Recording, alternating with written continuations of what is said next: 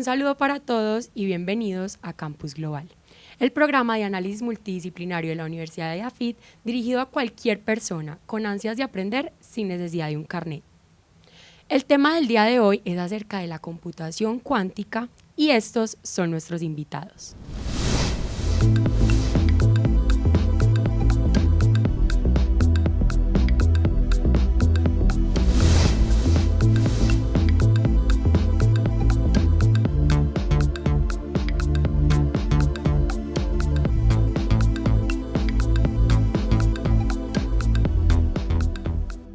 Juan Guillermo Lalinde, Mario Elkin Vélez, bienvenidos. Muchas gracias. Estamos pasando por una era de muchísimos cambios. En los años 40 y 50 del siglo XX se crean las primeras computadoras.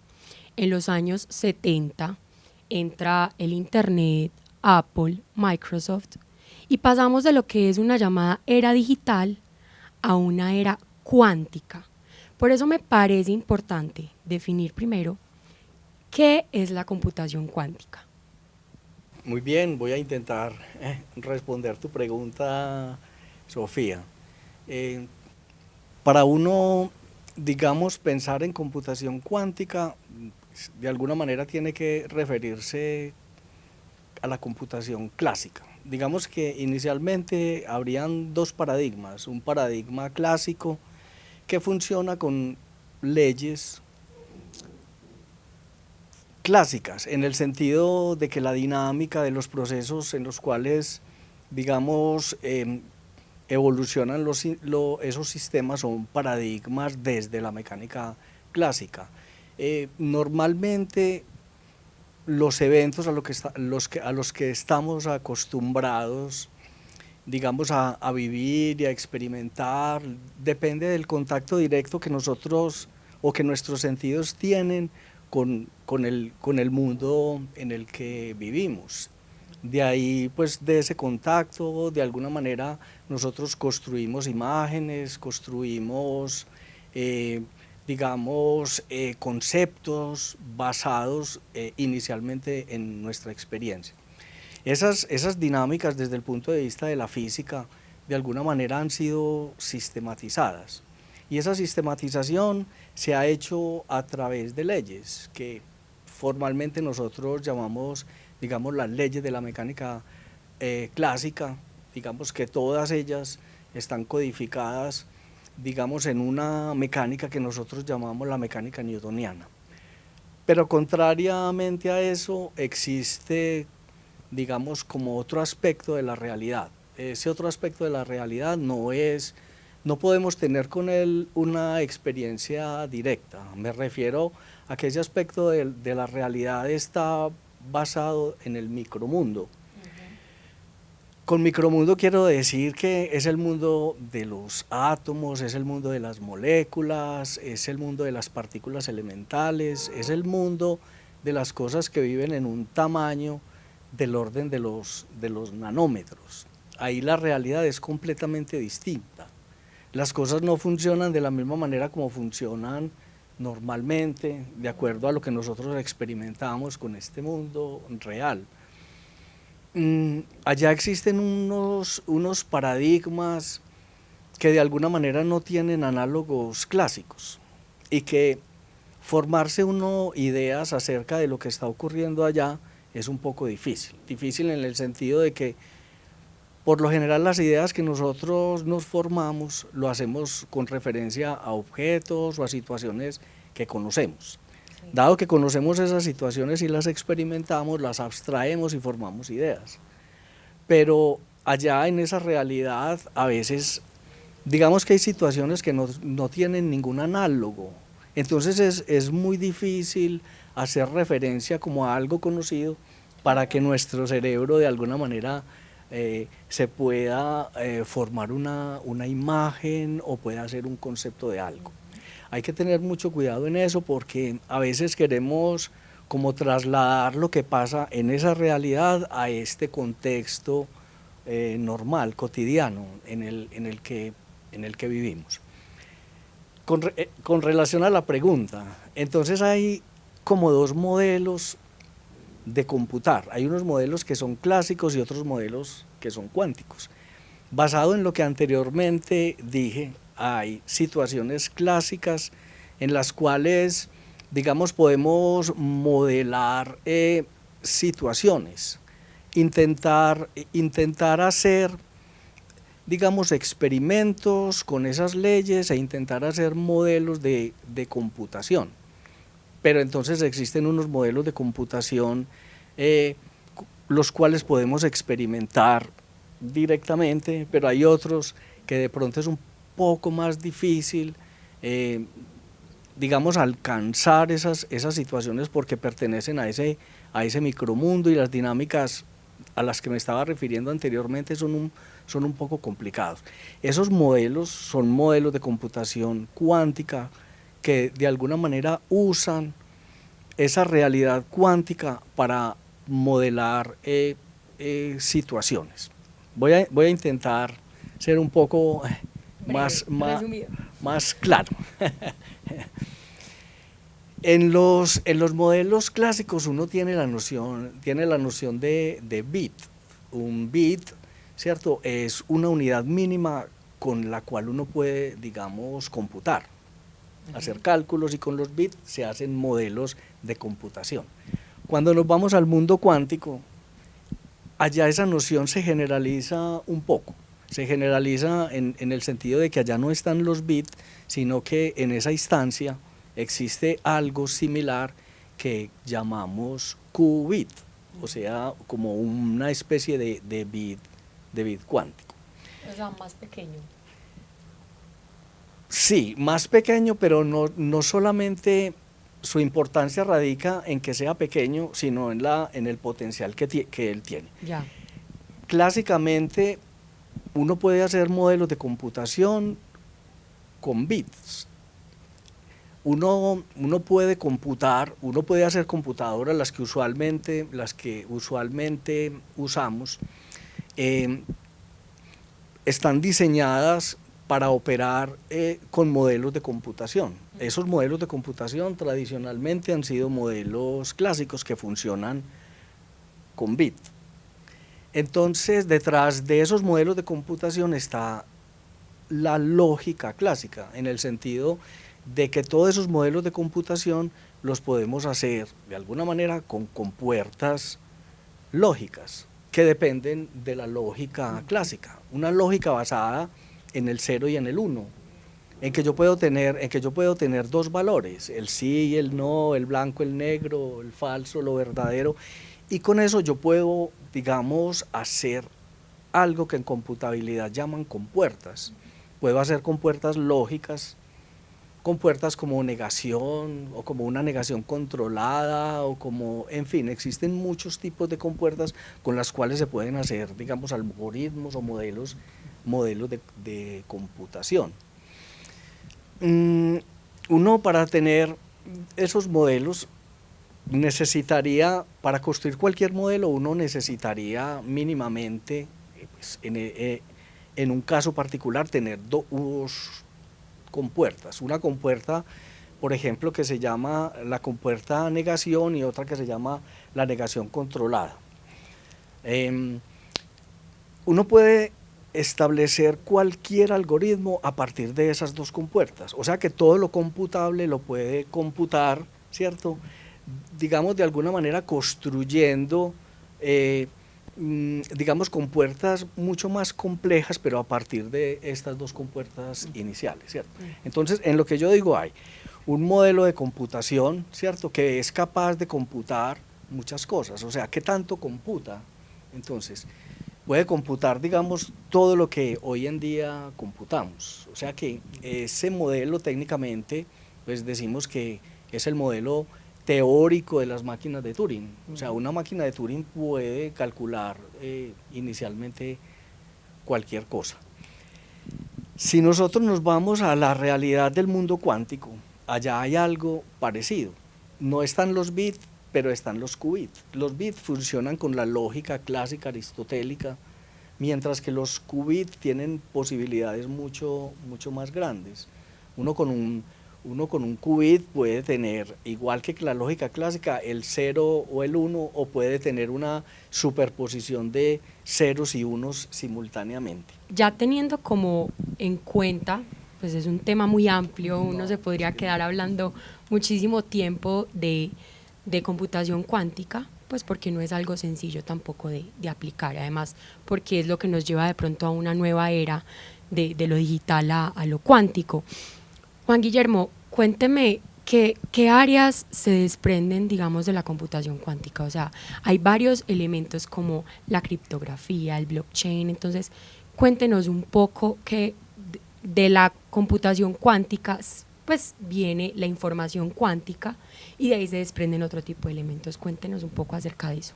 Bueno, mira, hay una serie de elementos que hay que tener presentes. El primero de ellos es que tradicionalmente hemos hablado de la información como un intangible, ¿no es cierto? Y es normal, de hecho cuando yo estudié en la universidad nos decían la información es un intangible, eso no se puede tocar. Y ya lo que sabemos actualmente es que la información no puede existir sin una representación física y que el procesamiento de información es simplemente transformaciones en el marco de la física, ¿no es cierto? Entonces, como muy bien lo decía Mario, en la computación clásica trabajamos con la física clásica, operaciones donde no hay todas esas propiedades sorprendentes que Mario hablaba, como la superposición y esas cosas. Y en la computación cuántica las operaciones se hacen trabajando, transformando, utilizando las propiedades cuánticas. Yo quiero empezar haciendo una definición muy corta, pero que me parece importante en ese sentido, de qué es información. Y ahí quiero utilizar como referente a Luciano Floridi, que es un filósofo italiano que trabaja en la Universidad de Oxford, y él tiene una definición que me parece que es muy interesante. Él dice, dato es cualquier falta de uniformidad. O sea, donde haya falta de uniformidad yo puedo identificar dato, y de hecho, por eso la unidad básica de información siempre ha sido el bit, porque el bit es un dígito binario, puede tomar dos valores, y el número mínimo de estados que me produce falta de uniformidad es cuando tengo dos estados. Por eso se habla de que es la unidad mínima de información. Y cuando habla de información, dice lo siguiente, yo hablo, tengo información cuando tengo una colección de datos, que puede ser una colección no vacía, o sea, puede ser un solo dato, no importa, o múltiples datos, que se ajustan a una ley de formación y que tienen un significado. Entonces, esa es como la definición. Entonces, cuando uno habla de procesamiento de información, cuando habla de computación, habla de transformación de estados, ¿no es cierto? Muchas de las tecnologías que aparecen actualmente, cuando uno habla de criptografía, cuando habla de inteligencia artificial, habla de blockchain, habla de analítica, habla de muchas de estas cosas, son tecnologías que nos han llevado a transformar, o digamos que están transformando la sociedad porque hemos desarrollado capacidades de cómputo que nos permiten procesar grandes volúmenes de información, o que en algunos casos, y en particular el tema de blockchain, de criptografía, nos permiten garantizar ciertas propiedades de la información, como por ejemplo el hecho de que no pueda ser modificada, porque estamos utilizando propiedades matemáticas conocidas, en las cuales técnicamente se denominan funciones de una vía con trampa, en el sentido de que es una función que me puedo devolver, o sea, yo transformo la información, pero me puedo devolver, pero esa operación de devolverme solo la puedo hacer fácilmente si tengo una información adicional, si no, devolverme es muy complicado. Entonces, la computación cuántica está empezando a impactar distintas áreas. En la parte de criptografía, el primer impacto, que fue muy significativo, es el siguiente, que muchos de los problemas en criptografía están basados en unos problemas que matemáticamente se consideraban muy difíciles, que en una máquina se podían tardar centenares o miles de años en resolver el problema, ¿no es cierto?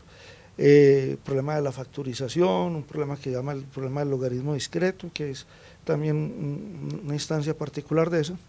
Pues resulta que cuando se introduce la computación cuántica, los primeros, digamos, el primer algoritmo significativo que se desarrolla para la computación cuántica es un algoritmo que permite factorizar. y también sirve para resolver el problema del logaritmo discreto. Pues ayuda como a acelerar más esos procesos que podrían tardarse mucho más. En un sentido muy peligroso, Ah. y es en el sentido de descifrar los mensajes. Por eso actualmente en las aplicaciones en criptografía se habla de criptografía postcuántica, donde hemos tenido que pasar a utilizar técnicas matemáticas que no son aceleradas con la computación cuántica, porque la computación cuántica tiene un efecto muy interesante. Mario hablaba de la superposición de estados, ¿no es cierto? Entonces cuando yo tengo un bit, el bit puede ser un 1 o puede ser un 0. Cuando yo tengo un qubit, una cosa que como muy bien lo decía Mario, me parece que es perfecta la expresión que él utiliza, no hay analogías en el mundo real. Los qubits pueden estar en ambos estados a la vez. Eso no tiene analogía en el mundo real. O sea, yo no voy a encontrar nada en el mundo real que pueda estar en esa superposición de dos estados a la vez. Entonces, cuando yo tengo un qubit, ese qubit puede estar en superposición de dos estados. Cuando yo tengo dos qubits, cada uno puede estar en superposición de dos estados, entonces están 4 posibles estados, y así en general. O sea que si yo tengo n qubits, es hablar como el equivalente a estar en 2 a la n estados de manera simultánea. Cuando utilizamos esos temas en los que Mario es el experto de aplicar las propiedades, qué pasa en ese mundo a esa escala nano, cómo se pueden manipular cosas ahí. Claro. Entonces resulta que cuando transformo información en un computador convencional, clásico, yo transformo un estado a la vez, ¿sí? En un computador cuántico trabajo 2 a la n estados a la vez, y eso hace que los tiempos sean mucho más rápidos y permite resolver cosas que en una máquina convencional podrías tardar cientos de años o miles de años. Hay una fuerte tendencia, pues, digamos, inicialmente, pues, todos los que estudiamos de alguna manera estos temas, al principio como si confundiéramos dos cosas, obviamente que hacen parte como de lo mismo, pero yo creo que hay la necesidad de distinguir dos aspectos. Una cosa es la computación cuántica, y otra cosa es la información cuántica. Entonces son como dos áreas completamente, pues no digamos completamente distintas, pero sí son, de alguna manera la una utiliza recursos de la otra. Cuando hablamos de computación cuántica, estamos hablando de lo computable, de qué podemos computar con, pues técnicamente decimos con una máquina de Turing cuántica. Eso quiere decir que ¿qué situaciones podemos modelar o computar? Juan Guillermo lo decía muy bien. La potencia que tiene la computación cuántica, yo creo que yo no estoy de acuerdo con lo que dice mucha gente, que dice que simplemente la computación cuántica lo que hace es computar más rápido. Pues de hecho lo hace, obviamente, pero yo creo que lo importante no es que compute más rápido, sino que lo hace de manera distinta. Ahora, en un computador clásico, como decía muy bien Juan Guillermo, uno tiene que ir a hacer los algoritmos secuencialmente y uno tiene que pasar por la noción de bit, por decirlo de alguna manera, por el 1, por el 2, por el 3, por el 4, hasta lograr, ¿cierto?, hacer una implementación práctica, mientras que en la computación cuántica uno puede hacer todo eso de una sola vez. Entonces, computación cuántica, creería yo, no solamente calcula más rápido, sino que calcula distinto, porque calcula en paralelo, o sea, calcula naturalmente calcula en paralelo. Es una teoría estocástica en donde deberían haber no algoritmos, por ejemplo, para números aleatorios, sino que los números aleatorios serían naturales a la computación cuántica, por un lado, y la información cuántica es la que nos permite a nosotros enviar información 100% segura. La diferencia con la criptografía clásica es que la criptografía clásica está a nivel de software, entonces por eso es que es violable, porque alguien con la suficiente potencia computacional puede de alguna manera violar los códigos criptográficos. En cambio, la criptografía cuántica es propia del hardware. Es inviolable porque para poder, digamos, alterarla hay que tocarla, y en mecánica cuántica tocar es cambiar. Entonces, digamos que cualquier información cuántica o de lo que hablabas es imposible de hackear. Lo que decía, sí. y enseguida me reafirma, Juan Guillermo decía ahora una cosa bastante importante. La información cuántica lo que va a traer no la información cuántica, sino la computación cuántica. La posibilidad que da la computación cuántica es de desencriptar los códigos criptográficos clásicos. O sea, ahí hay un peligro inminente porque cualquier código criptográfico que tengamos en nuestras tarjetas, en el banco, la forma como encriptamos la información, las agencias de seguridad, todo eso corre un riesgo muy grande porque todas esas claves criptográficas pueden ser desencriptadas por un computador cuántico. Ahora hay criptografía clásica, pero se está entendiendo ahora que no es necesario a veces de pronto inicialmente migrar a la criptografía cuántica, aunque esa sería la solución, sino que actualmente hay una alternativa para que eso no sea tan peligroso y es utilizar un tipo de criptografía que se llama la criptografía postcuántica, como decía Juan Guillermo, que permite resistir el embate inicialmente de la computación cuántica, siendo clásica.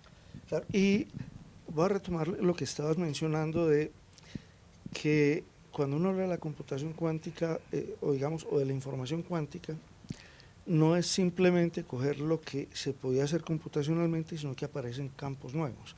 Entonces, por ejemplo, dos cosas que son interesantes. Una, en el tema de criptografía, como bien lo decía Mario, cuando yo utilizo las propiedades cuánticas para transformar información, que de hecho es lo más seguro que existe, porque, claro, retomo las palabras de Mario, cuando alguien observa, al observar altera.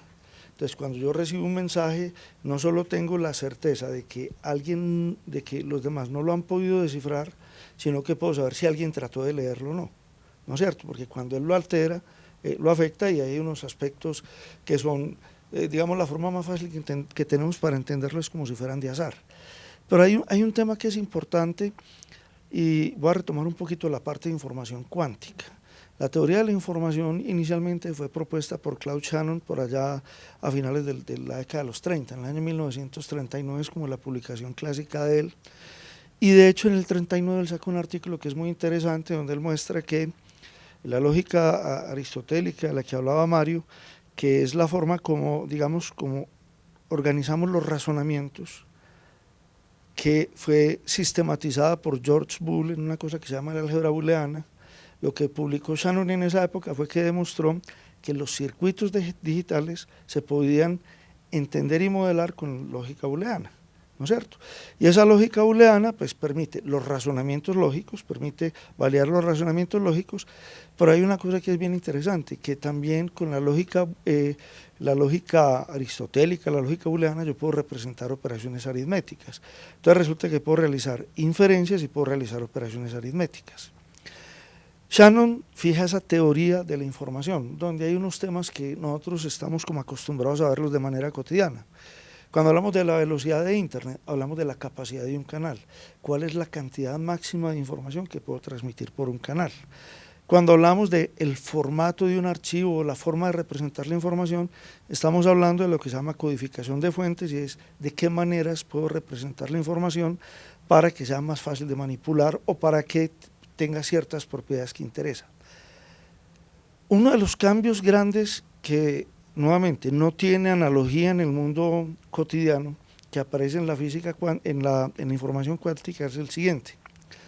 En la teoría, en la computación tradicional, en la información tradicional, si yo tengo un bit, yo lo puedo duplicar. O sea, yo tengo un bit y hay una compuerta que me permite que yo pueda decir, entro un bit y salen 2 bits con exactamente el mismo valor. Sí, y eso no tiene ningún problema y se puede hacer. En el mundo cuántico hay una cosa que se llama el teorema de la no clonación. Y el teorema de la no clonación me dice una cosa muy rara, que si yo tengo un qubit, no lo puedo duplicar. La única forma en que yo lo pueda duplicar es que ese qubit no esté en superposición, sino que tenga un valor de 0 o un 1, pero cuando está en superposición yo no lo puedo duplicar. que es una propiedad muy rara y que marca una diferencia muy grande entre la información cuántica y la información clásica, porque en la información clásica lo hacemos todos los días, duplicamos archivos. Eso hace justamente que esos qubits no se puedan clonar hasta el momento en la tecnología, hace que no se haya podido, digamos, almacenar información. Uno podría pensar, como estamos en la era de la computación cuántica y demás, pues deberían haber almacenes de información, discos duros cuánticos, por decirlo de alguna manera. Al momento no pueden haber discos duros cuánticos porque es que justamente los qubits no se pueden clonar. Ahora, cuando hay un proceso de computación cuántico, digamos que el computador cuántico opera, hay un problema muy grave en computación cuántica desde el punto de vista físico, es que el computador cuántico tiene que estar a temperaturas muy bajas, casi que al cero absoluto y a unas condiciones muy precisas, a unas condiciones de presión y de temperatura muy específicas, porque es que son muy susceptibles de que cualquier cosa que venga del exterior los afecte. Cualquier variación en la temperatura, cualquier iluminación de esta, cualquier campo magnético los afecta y los daña. Entonces ellos tienen que estar de alguna manera como protegidos, blindados. Entonces, cuando un computador cuántico opera, eso se llama la superposición, técnicamente eso se llama la coherencia, y la interacción con los alrededores, o sea, lo que lo daña, se llama la decoherencia. Entonces, cuando él calcula, es muy susceptible a tener fallos, a tener errores. Entonces, en computación cuántica tiene que haber muchos mecanismos de corrección de errores. Clásicamente no hay ningún problema con los bits se pueden clonar y entonces puedes enviar, digamos, redundancia en la información con el número de bit que yo necesito enviar información, entonces tengo este bit para enviarlo como información, yo lo puedo clonar muchas veces de tal manera que por el canal en el que yo lo envíe, si él sufre algún fallo, algún error, ¿cierto? Ese error pueda ser detectable porque yo cloné ese bit y lo envié. De pronto si llegó con errores, como tuve redundancia al enviar otros igualitos, yo finalmente voy a poder recuperar la información 100%. En computación cuántica eso no se puede, dado que esa sería como la noción del bit lógico, aquí sería como la noción del qubit lógico, y para tratar de hacer mecanismos para poder computar con errores, en computación cuántica lo que hacen es hacer unas especies de entrelazamiento cuántico entre qubit y mandar, como no se puede clonar, mandar un qubit condicionado a un montón de otros para poder, digamos, enviar esos qubits lógicos y tratar de hacer computación sin errores. No sé si Juan Guillermo sepa, si no le cuento, en esa carrera de la computación cuántica que va ganando Rigetti, en la cual está IBM y Google, donde ya en estos días se dio la supremacía cuántica, que no es otra cosa que calcular, que resolver un problema que no puede resolver un computador clásico. O sea, un computador cuántico resuelve un problema, digamos, en un tiempo razonable que un computador clásico no puede hacer. La cuestión fue factorizar, digamos, un número cuya factorización demoraría en un computador clásico 10.000 años, y en un computador cuántico se resolvió en 3 minutos 20 segundos. En esa carrera de la computación cuántica, Microsoft se ha metido, pero con una computación alternativa distinta a la que ha hecho Dewey, Rigetti y Google, y es una computación que se llama computación topológica. ¿Y por qué la computación topológica? Porque ese tipo de computación está libre de errores. O sea que el camino que ha recorrido Microsoft, así vaya un poco más lento, de pronto puede ir como por un camino más seguro. Claro, incluso ahí hay una cosa, ahora que hablas de la decoherencia, es parte de los problemas que hay. La información que yo tengo, que puede que esté un poquito desactualizada, es que las máquinas que logran mantener esa coherencia donde digamos, por el periodo de tiempo más grande, estamos hablando del orden de 95 milisegundos. O sea que esa capacidad que yo tengo de hacer transformaciones y eso, después de 95 milisegundos desaparece porque se pierde la coherencia que se ha establecido ahí. Y hay una cosa que es importante también, y quiero mirarlo como desde un punto de vista ya más desde el punto de vista teórico de la computación, y es el siguiente. Hablamos de la capacidad de procesar información. Uno de los grandes resultados, y ahora antes de empezar a grabar el programa hablaba con Mario de ese tema, es que donde haya teoría, o sea, donde tengamos una teoría física que nos permite explicar y predecir transformaciones y resultados de operaciones, podemos aplicar computación. Entonces, una cosa que es, digamos, que es muy sorprendente para la gente, con una mesa de billar se pueden hacer sumas. Con bolas de billar se pueden hacer sumas. ¿Por qué no tenemos máquinas de ese estilo?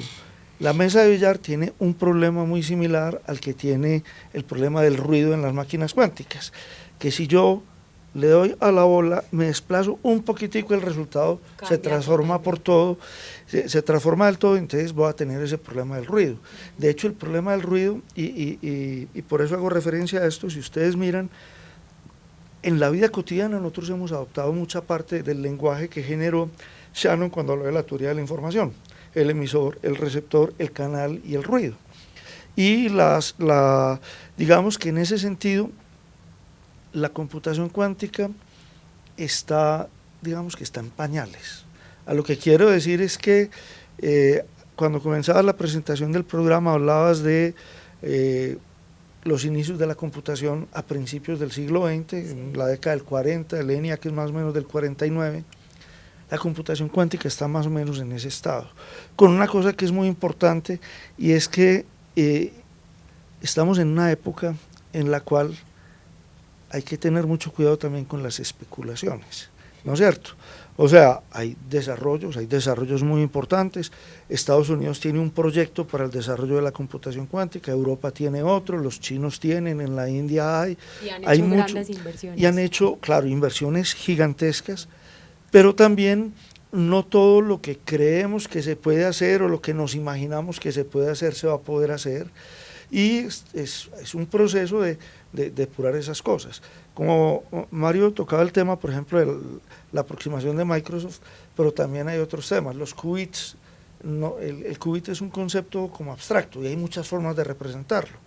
Puede ser a través del spin, puede ser a través de otra serie de cosas, y parte de las investigaciones que se hace ya a nivel físico es cuál es la mejor manera de obtener esos qubits que puedan ser manipulados para preservar la coherencia y todo ese tipo de cosas que necesitamos. Hay muchos tipos de computadores. El que está usando Google, por ejemplo, ahora lo hace con una tecnología que es de anillos superconductores. Superconductores es que es de corrientes, pero corrientes que se propagan en un medio que no ofrece ninguna resistencia al paso de esa corriente, y son unos anillos que pueden girar digamos, la corriente puede girar en una dirección o en otra y establecer unas especies de correlaciones o de estados enredados o de estados entangled o estados correlacionados con los cuales se pueden hacer las compuertas lógicas. Respecto a la computabilidad, Juan Guillermo, y hace rato no pude como terminar la idea completa.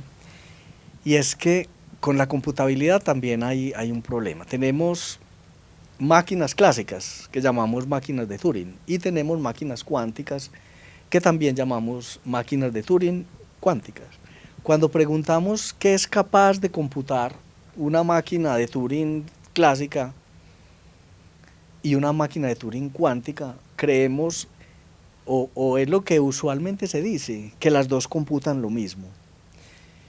Pero hay unas nociones de computabilidad y hay algunos estudios, conozco algunos autores, por ejemplo, hay un neozelandés que se llama de apellido Cube, que tiene unos modelos de hipercomputación. O sea que no solamente las máquinas cuánticas de alguna manera calculan o computan más rápido, mucho más rápido que las máquinas clásicas, sino que también calculan mucho más. O sea que es calcular mucho más. Hoy la inteligencia artificial, por ejemplo, ¿cierto? Que requiere técnicas. Inteligencia artificial es como tratar de emular las cosas que yo hago, cómo veo, cómo escucho, ¿cierto? Cómo proceso, cómo mi cerebro transforma la información, y si yo soy capaz de alguna manera con una máquina hacer procesamiento de imágenes y ser capaz de hacer identificaciones de imágenes o hacer cierto tipo de, digamos, de movimientos o hacer cierto tipo de sensores que puedan captar pues información como del medio. O sea, la computación cuántica en este momento está impactando muy fuertemente sobre esas temáticas, sobre la inteligencia artificial, y tal vez esas imposibilidades con los modelos, por ejemplo, de inteligencia artificial de hoy basados en las máquinas de Turing clásicas, ¿cierto?, se vean de alguna manera impactadas por la computación cuántica, de tal manera que computación cuántica le permita de alguna manera emular mejor el cerebro, porque es que el cerebro hace cálculos que una máquina, digamos, de Turing no es capaz de hacer, pero todavía nos faltaría mostrar que la máquina cuántica de pronto pueda, ¿cierto?, digamos, entrar en esa discusión. Sí, ese es un tema que tiene mucho de largo y de ancho. Yo quiero mencionar simplemente algunas cosas que son importantes y que estoy pensando, me voy a salir un poquito del mundo académico y ¿Vas a lo aplicable? voy a cosas que nos obligan a repensarnos, Sí. y que son bien interesantes. El tema de las máquinas de Turing, de la computabilidad, es un tema que aparentemente es un tema de investigación, es un tema de teoría, es un tema de límites teóricos, de computabilidad y todo eso, pero resulta que tiene unas consecuencias muy interesantes, porque desde el punto de vista de la computación, un algoritmo se puede definir de dos maneras. Hay uno que es mediante una máquina de Turing, entonces es un programa de una máquina de Turing que en un tiempo límite, o sea, en un tiempo finito, es una forma de ponerlo. Pero hay otra forma que es más intuitiva, y la forma más intuitiva es decir que un algoritmo es una colección finita de pasos no ambiguos que en un tiempo finito produce un resultado, ¿no es cierto? Y eso tiene una connotación que es muy interesante, es la siguiente: resulta que cada vez que nosotros damos instrucciones de algo, si esas instrucciones son no ambiguas, estamos especificando algoritmos. Entonces, cuando hablamos de los límites de la computabilidad, no solo estamos hablando de los límites que tiene una máquina para poder resolver un problema, estamos hablando de qué cosas podemos especificar como una serie de instrucciones que cuando se llevan a cabo producen un resultado específico. Y eso va a tener dos implicaciones fuertes. La primera, esa noción de algoritmo, y de hecho aquí en Medellín estuvo hace poco Steven Pinker, que es un psicólogo, él ahora trabaja en la Universidad de Harvard. Steven Pinker tiene una teoría que se llama la teoría de la mente computacional. Y la teoría de la mente computacional básicamente lo que dice es que el ser humano, el cerebro humano, trabaja como una máquina de Turing. Y cuando uno dice que el cerebro humano trabaja como una máquina de Turing, quiere decir que lo que hace el cerebro humano es computable, y si esa teoría es cierta, es posible construir máquinas, computadores, que sean tan o más inteligentes que los seres humanos. Eso es lo que llaman la singularidad cognitiva. Hay otra posición opuesta, de hecho esa posición se conoce con el nombre de la inteligencia artificial dura. Hay otra posición opuesta que a mí me gusta mucho el planteamiento que hizo Roger Penrose en dos libros. Uno se llama La nueva mente del emperador, haciendo alusión a la famosa fábula del vestido nuevo del emperador, ¿sí?, que es el niño, el emperador que lo engañan y le dicen que tienen una tela que solo lo ve la gente inteligente, y entonces claro, el emperador y todo el mundo, ¿cómo va a decir que no ve la tela? Y entonces montan toda la pantomima, y cuando el emperador sale a la calle, un niño dice: el emperador está desnudo, y todo el mundo se empieza a reír porque todo el mundo reconoce que no estaba viendo eso. En ese libro Roger Penrose argumenta otra teoría distinta. Él dice que el funcionamiento del cerebro es no computacional y se apoya en 4 campos. Uno, la teoría de la computabilidad; el otro es la parte de neurociencias; el otro es la parte de sistemas dinámicos complejos; y el cuarto, que realmente lo estoy poniendo de cuarto, pero él no lo pone de cuarto, pero lo pongo intencionalmente de cuarto, es la cuántica, donde Penrose dice que el cerebro lleva a cabo operaciones cuánticas. Eso no solo lo dice Penrose, Ginás, el colombiano, que es uno de los expertos, Rodolfo Ginás, que es uno de los mayores expertos en el cerebro, uno de los trabajos importantes que ha desarrollado es sobre cómo esos mecanismos cuánticos sincronizan el funcionamiento del cerebro, hablan de eso. Entonces, aquí aparece una cosa que es muy interesante y por eso la quiero traer al contexto, digamos, de la vida cotidiana. Estamos en una época donde es muy fácil especular, las máquinas inteligentes, todo este tipo de cosas, pero la realidad es que, y yo no sé si Mario estará de acuerdo, pero a mí lo que me ha pasado siempre es que cada vez que uno empieza a trabajar en un tema y empieza a profundizar, lo que descubre siempre es que no sabe nada. O sea, lo que descubre es que muchas de las cosas que da por sentadas no son tan seguras, y creo que estamos pasando por una época de esas. Y entonces, claro, en este momento es común hablar de, no solo de la supremacía cuántica, sino que se habla de la singularidad cognitiva, cuando una máquina va a ser más inteligente que el ser humano y un montón de cosas de esas. Y resulta que estamos viviendo una sociedad donde la información es importante, donde tenemos, y eso es una tarea de los colegios, de las universidades, de todos los procesos de formación, necesitamos que la gente empiece a entender estas cosas, que empiece a entender, o sea, de la misma manera que en el colegio hablábamos de una física clásica, pues básica y eso, cada día vamos a tener que subir ese nivel y empezar a pensar, entender un poco lo que pasa en la parte cuántica, entender qué quiere decir la parte de procesamiento de información. Y lo que quiere decir es que estamos viviendo una sociedad donde nos exige cada día, la tecnología que estamos desarrollando, nos exige mayores niveles de formación de todo el mundo. No solo de una élite que promueve cosas, sino de todo el mundo para poder entender de qué manera se pueden aplicar las cosas y cómo nos afectan las cosas. Exacto. Claro. Yo sí les quiero preguntar, tengo conocimiento de que potencias mundiales están haciendo grandes inversiones, como lo hablábamos ahorita, grandes inversiones en computación cuántica, en tecnologías artificiales. Bueno, ¿cómo ven a América Latina frente a la computación cuántica? ¿Cómo estamos? Yo empiezo por algo, Juan Guillermo, ayúdame. En estos días estaba viendo un mapa de las inversiones por países en tecnologías cuánticas.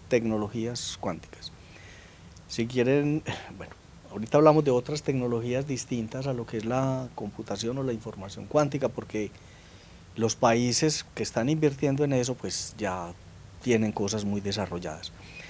Si pensamos en Estados Unidos, que a veces digamos, no es que nos comparemos, pero es como nuestro referente, Estados Unidos está invirtiendo del orden de 1.3 billones de dólares en información cuántica, ¿no? Si uno se va para Alemania, en Alemania se están invirtiendo 650 millones de dólares. Los Países Bajos están invirtiendo 120, 125 millones de dólares. Pero eso no es nada. Si nos vamos para la China está invirtiendo 10.7 billones de dólares en tecnologías cuánticas. O sea que la carrera en tecnologías cuánticas que tiene China prácticamente es inalcanzable, inclusive por países superdesarrollados como Estados Unidos o como Alemania. Es que 10.7 billones de dólares, eso es demasiado dinero. Es tanto dinero que en este momento, no sé si Juan Guillermo sepa, existen tecnologías en China de este tipo.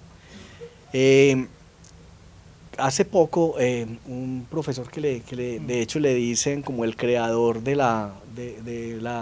padre de la computación cuántica en China, él se llama algo como Jian, bueno, es de apellido Pan, él pertenece a la Universidad de Ciencia y Tecnología de la China.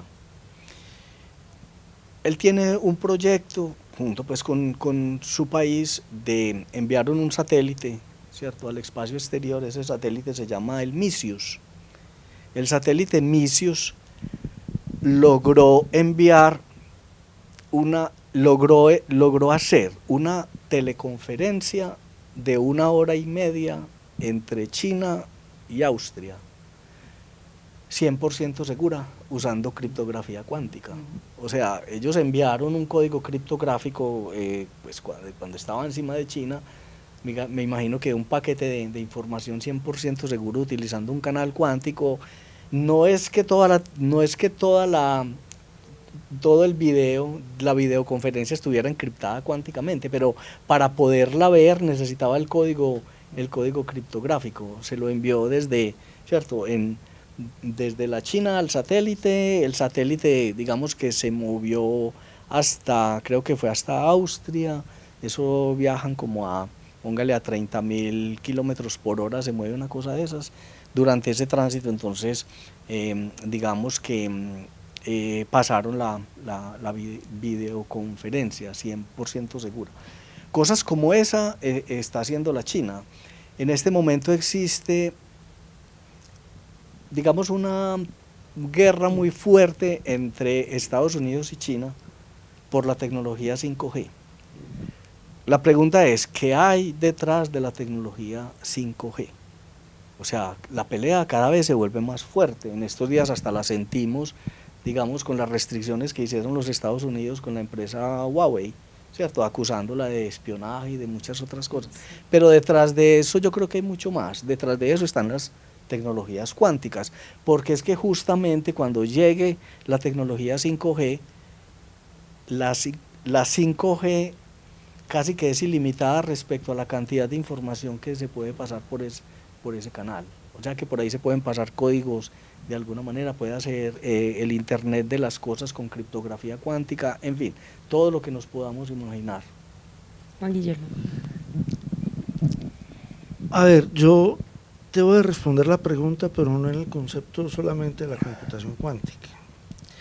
El tema, yo creo que es un tema de fondo, y de fondo en el siguiente sentido, en que nosotros en los países latinoamericanos, de pronto con algunas excepciones, algunas cosas que se han hecho en Brasil, algunas cosas en Argentina, y México han aprovechado algo por la cercanía a Estados Unidos, pero nosotros no tenemos una inversión seria en ciencia, no tenemos una inversión seria en ciencia, y obviamente eso tiene una consecuencia, es que no podemos desarrollar tecnología apropiada, y es muy particular. Por ejemplo, aquí en la universidad nosotros tenemos Apolo, que es el Centro de Computación Científica, que es en el país es el que tiene la mayor tasa de ocupación, ¿no es cierto? Pero si uno compara lo que tenemos aquí con lo que tienen los países desarrollados, ellos tienen máquinas que son miles de veces más grandes que la máquina que tenemos nosotros. Y cuando uno empieza a mirar las cosas, se da cuenta que los procesos que estamos empezando en América Latina son procesos que llevan ya fácilmente 30 o 40 años. Y no solo en eso, mira, el tema de inteligencia artificial, la inteligencia artificial, lo que aplicamos ahora en redes neuronales, tuvo un crecimiento muy fuerte en la década del 2000, primera década del 2000, por los años del 2007, pero las tecnologías básicas, los conceptos básicos se desarrollaron en la década del 48. El tema de redes sociales empezó a desarrollar la herramienta matemática, no las redes sociales tipo Facebook y eso, sino lo que se llama el análisis de redes sociales, fue desarrollado, los primeros pinos se hicieron en la década del 40. Cuando uno habla de ciencias de los datos, las ciencias de los datos existen como objeto de estudio desde el año 1965, ¿no es cierto? Entonces, uno empieza a mirar las cosas y se da cuenta que los países desarrollados tienen una cosa muy clara, y es una inversión en tecnología, en ciencia, en educación, que es lo que les permite afrontar los grandes retos. De hecho, nosotros todavía manejamos conceptos un poquito etéreos cuando uno dice, no, es que la investigación básica y eso. Yo tuve la oportunidad, por ejemplo, de estar en Stanford, visitando el Departamento de Ciencias de la Computación, y allá toda la investigación es aplicada. Lo que pasa es que trabajan a un nivel que cuando uno ve eso, desde aquí uno dice, son ideas básicas, pero ellos ya están trabajando en aplicaciones reales. Entonces, yo pienso que hay un llamado de atención muy importante en el sentido de que los desarrollos que se están haciendo actualmente son el resultado de la tecnología, y esa tecnología está exigiendo conocimiento en varias áreas: física, computación, biología y matemáticas. Mientras no tengamos eso, no vamos a poder entender qué es lo que pasa ahí.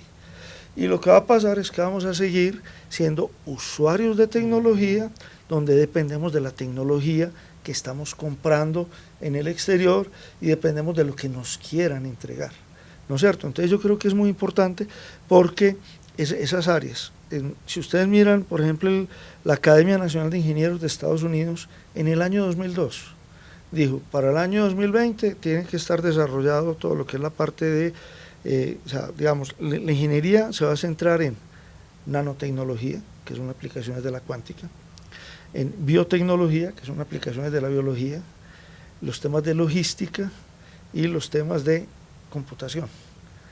Con una cosa bien particular, que todas esas áreas son áreas que se están trabajando, que de alguna manera manejan la noción de información.